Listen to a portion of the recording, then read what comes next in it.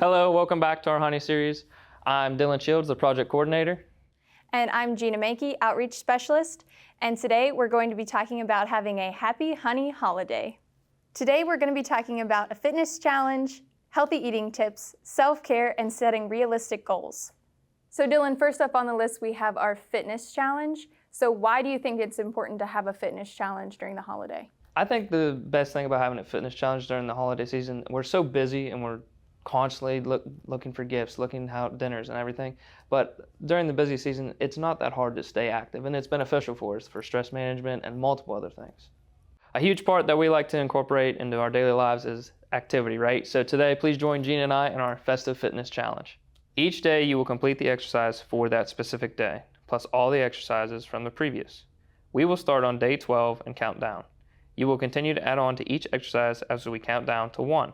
By the time we reach day 1, it will be one long circuit and a great workout. During this fitness challenge, please remember that this is not a timed exercise. Complete it at your own pace, at your own level. Also, make any modifications or accommodations to complete the program. For these exercises, I will be demonstrating the full exercise. Gina will be demonstrating all the modifications we will make to every exercise. For our first exercise, it is going to be a jumping squat. For this exercise, I would like you to be shoulder width apart, toes pointing forward towards your target for balance. All you're going to do is go down to 90 degrees and jump. I want you to land nice and soft. As you see, Gina just goes up on her toes to accommodate any impact. For our next exercise, we are going to have a 11-second wall sit. My exercise is going to be 90 degrees. My toes are pointing forward, nice and balanced. I should be able to have a plate or anything here, nice and balanced. Gina's modification is 45 degrees and holding this. Our next exercise is 10 tricep dips. For this exercise, I'll have on my heels here. I want you to go all the way up and all the way down. As soon as you feel the seat underneath you, that is 1 rep. Gina's modification, all I want are the feet underneath her for a nice stable position. She'll push herself out of the chair using her arms and back down. On day 9, we are going to perform 9 high knees. Remember, during these exercises, I want you to have a steady base. That's our biggest rule with any exercise that you do. I want you to have your feet pointing forward, hands about 90 degrees, up to touch and down, alternating each leg. For our modification here, Gina's going to have one hand out. She's just going to have toe out and toe down, alternating each leg. Another modification you can make to this is leaning on a wall for extra stability. On day 8, we are going to perform 8 bicycle crunches. For this exercise, I will be on my back, Gina will be standing. For this exercise, I want you to remain on your back for these. If you can't touch your elbow to your knee, that's okay, just get as close as you can. I want you to take your right elbow to your left knee for 1, alternating. For the modification here, remember that you don't have to touch, just get as close as you can and remain as stable as you can. On day 7, we're going to perform 7 push-ups. There are 2 modifications to this. I will demonstrate one and Gina will demonstrate the other. The full exercise is going to be on our toes, the second modification on our knees, third on the wall. For this, I want elbows out to 90 degrees, all the way down, all the way up. The next modification we can do, I want you on your knees. You're going to cross your feet all the way down, all the way up. For Gina's modification, she's going to be nice and stable on the wall. Elbows to go out to 90, to the wall, all the way down, and all the way back. On day 6, we're going to perform 6 lunges. During this exercise, you're going to be against the wall. I want you to step with your right foot first, all the way down, and back. Coming back to this position each time. Alternating legs, 6 total. For Gina's modification, she's going to have stationary, doing 3 sets on each leg. So down and up. She'll do that 3 times on each leg. On day 5, we are going to complete 5 calf raises. Again, a nice stable base, toes pointing forward. I want you to hold at the top for 3 seconds. 1, 2, 3, and down. For the modification here, we're going to have a stable surface. Use a chair or anything around the house. You'll go up, 1, 2, 3, and down. On day 4, we are going to perform 4 jumping jacks. For this, toes pointing forward again, out, in. For Gina's modification here, she's going to stay at a shoulder width apart, stationary, and I just want her arms to go up and down. 4 total reps. On day 3, we are going to perform 3 squats. My squat is going to be again stationary. I want to go down to 90 degrees, arms in front, and up. The modification here can be done with a chair or any service as a stationary service. Down and rest and up. Day 2, we are going to perform 2 burpees. For this exercise, make sure you have ample enough space. This is a dynamic movement. During this, you're going to jump to the air and down, push up, and back up. For the modification here, Gina is going to be stationary here, and she's just going to go her hands up and down, stretching, touching her toes, and up. That is 1 rep. On day 1, we are going to go for a 1-mile walk, jog with loved ones or friends. And that concludes our festive fitness challenge. Next up, we have some healthy holiday eating tips. Gina? Yeah, so obviously the main character of the holiday is food, right? Because we gather around food and we show our love through food and we get nourished through food. So I think a good idea would be to list some tips for healthy holiday eating because it's such a big part of our holiday. So tip number 1 is adding in your veggies. So what are the various ways we can implement veggies into the holiday? So we can start our meals with a vegetable appetizer. That's one way to incorporate more veggies. Or we could, when it comes to those big meals like the family dinners and stuff, we can add more vegetables on the sides. And another way to incorporate veggies is to roast them. So like roasted asparagus, sweet potatoes, squash, anything. You can roast anything. So you recommend roasting veggies such as carrots, asparagus, broccoli. Personally, I'm a big fan of Brussels sprouts. I know that's not a fan favorite. What do you say about roasting the Brussels sprouts? I know that's a big fave for mine.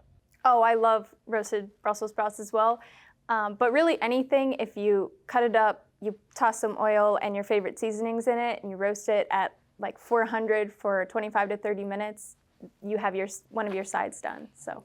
I know that like sometimes, even if it's not during the holiday season, but a veggie tray or anything before you have a meal also helps you feel full. You don't overeat or anything like that. That's right? a great idea. I'm glad you said that. So tip number 2 is no skipping meals. So you might think this is the oldest trick in the book, right? I just won't eat breakfast, I won't eat lunch, and then I'll go to Thanksgiving, I'll have like a huge dinner. Don't do it. It's a trap. So first of all, you're gonna have low blood sugar throughout the day, and you're probably gonna be irritable. We all get hangry, let's be real. And then when it does come to that large meal, you're going to most likely overeat, which is not good. So no skipping meals. If you do want to have smaller meals throughout the day, so smaller breakfast and smaller lunch, and so instead of skipping meals throughout the day, there's some other options. So you could decrease the size of your meal, so have a smaller breakfast and a smaller lunch, or you could have small snacks throughout the day, and then you kind of get the best of both worlds, so your blood sugar is good, and you get to maybe indulge a little bit more at dinner. Yeah, so basically just don't not eat anything through the whole day because 1, it'll probably give you a headache, your stress management's going to go through the roof, and basically you're not going to have a good day, and that should be a day where you're surrounded by loved ones, friends, and everything with that. Exactly. So tip number 3 is swapping ingredients. Okay, so what kind of ingredients would you recommend swapping? So there are a few ingredients that we can swap to make our dishes healthier and save on calories, and that can be swapping out mayo for Greek yogurt, or the way you cook things, such as frying versus baking. So instead of deep frying your turkey, bake it in the oven. And then you could also decrease some ingredients you use, specifically like calorie-dense ingredients like butter, heavy cream, cheeses. So instead of using the full amount, maybe 3/4 or even a half of what you would normally use to your favorite dishes. Okay, so you said about like different preparations or anything like that. So the turkey, and we can save room in the kitchen if we have it in the oven rather than frying it, right? So decreases the stress management, everything around us, right? Another thing would be in the grocery stores, ingredients start to dwindle down once we get closer to the holiday season. So don't be afraid to try the Greek yogurt with the deviled eggs or a different approach like that. Tip number 4 is mindful portion sizing. So as we fill our plates with our holiday favorites, we want to be mindful of our ratios. So do we have mostly veggies on our plate and a little bit of the calorie-dense foods like breads, pastas, your simple carbs, desserts. We don't want to deprive ourselves because that'll cause other issues. So we want to make sure we're letting ourselves have what we love, like pumpkin pie or pasta, just decreasing the amount that we're having and really enjoying what we have. I know I personally do it. Some other people may, is I overindulge and I have that holiday crash where I'm really sleepy after the meals and everything like that. So like I'm surrounded by loved ones, friends. I just want to enjoy being around them. So I'd say the moderation thing too.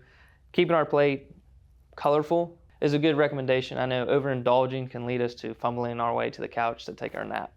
Yes, exactly. Tip number 5 is slow down.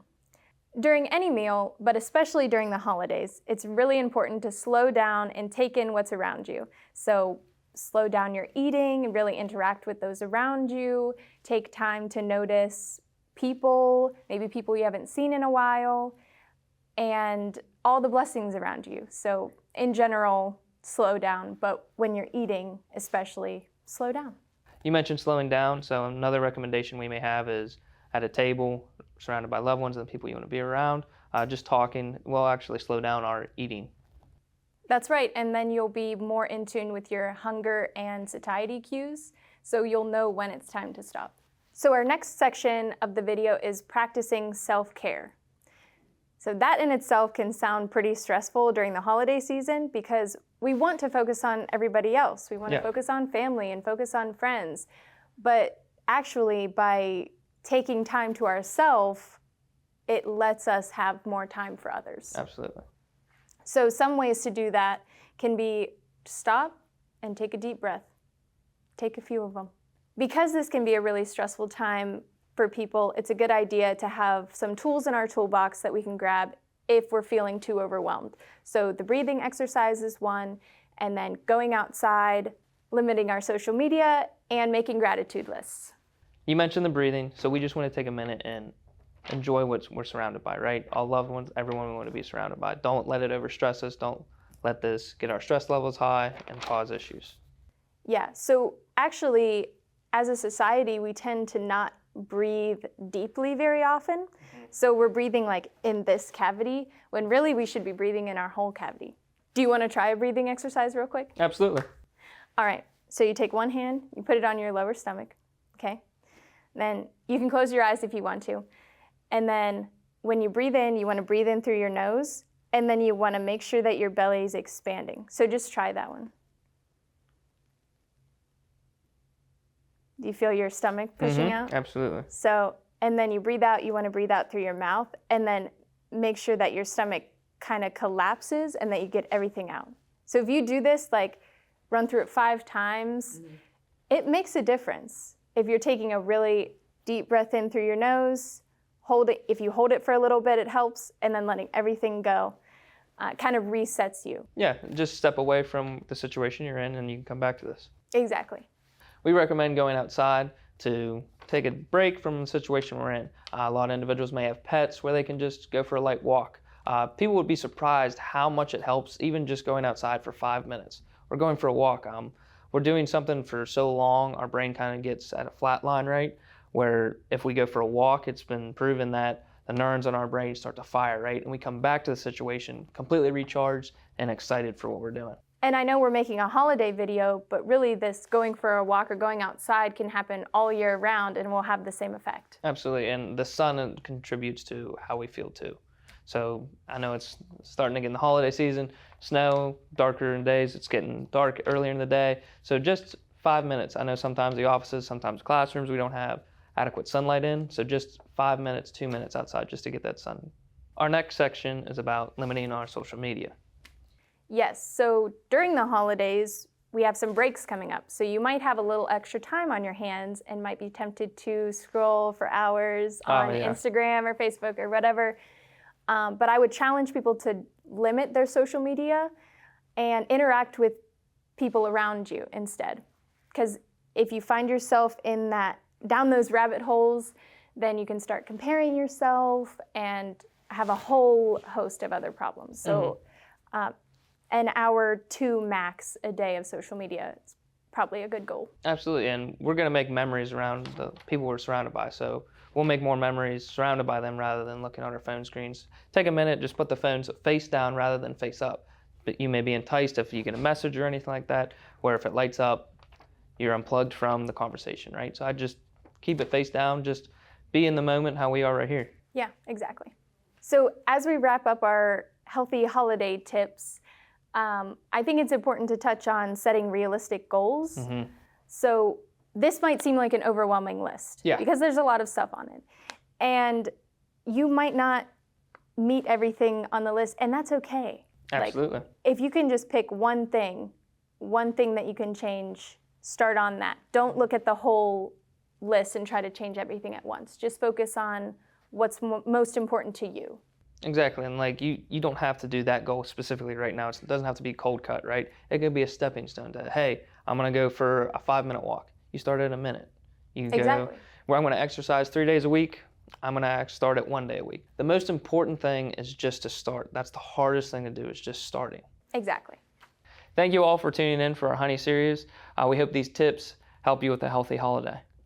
If you need ideas for recipes, please visit our blog and have a happy, healthy holiday.